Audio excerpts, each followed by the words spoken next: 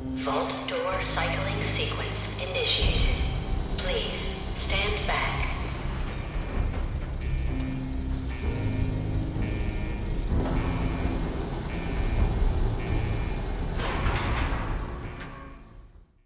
Welcome to Reddit Vault, a tiny little series where I take a dive into Reddit's past and discover certain notable posts and comments.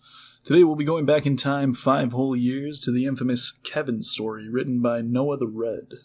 This comes from an Ask Reddit thread which begs the question, who is the dumbest person you've ever met? It's not uncommon, as a teacher, to have students who are a bit behind the curve in certain aspects, but 99.999% of the time, they are keen on something. They might not understand how to identify a noun, or what theme is, but they somehow know how to make a mean plate of nachos. You learn pretty quick not to judge a fish for their tree climbing ability, you know? I thought this was the rule when I was teaching, until I met Kevin. Kevin isn't his real name, but it doesn't matter because he can't spell it anyways. Kevin was a student of mine during my last year of teaching. He came to my classroom with very little to show for his academic past. He had moved a few times and thus was missing a lot of typical test scores that we used to try and ballpark their ability. And don't worry, it was a ballpark. We didn't make major decisions until we actually had a chance to talk and work with the student for a bit. I thought, that's fine, I'll just do some one-on-one with Kevin and see what's up. One-on-one with Kevin was like conversing with someone who'd forgotten everything in a freak, if not impossible, amnesia incident.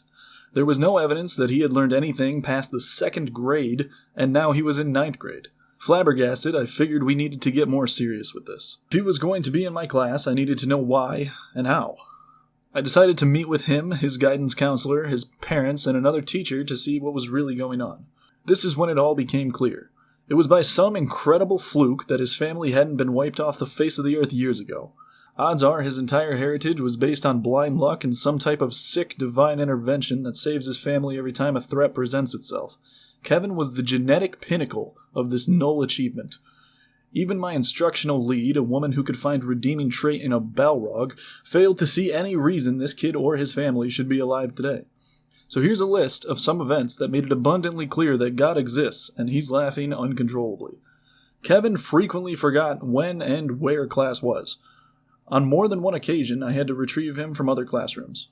Kevin ate an entire 24-pack of crayons, puked, and then did it again the next day. This is 9th grade. I have no idea where he got crayons.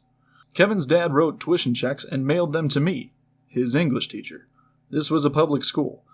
When I gave it back to Kevin, voided, to give to his dad with a brief note explaining that this is a public school, Kevin got in trouble for trying to spend it at 7-Eleven after school. Kevin was removed from the culinary arts program after leaving a cutting board on the gas stove and starting a fire. Twice. Kevin threw his lunch at the school resource officer and tried to run away. He ran into a door and insisted it wasn't him. Kevin stole my phone during class. I called it, and it rang. He denied that it was ringing. Not that it wasn't his. Not that he did it. No, he denied that the phone was actually ringing. He tried it 3 times before the end of the year. Kevin called the basketball coach a motherfucking bitch during gym. Basketball tryouts were that afternoon, and Kevin tried out. It didn't go well. Kevin's mom could never remember which school he went to. She missed several meetings because she drove to other schools, none of which he ever went to. Kevin tased himself in the neck before a football game. Kevin kept a bottle of orange Kool-Aid in his backpack for about 4 months. He thought it would turn into alcohol. He drank it during homeroom and threw up. Kevin said the N-word a lot. Kevin was white. The high school was 84% black. Kevin got beat up a lot.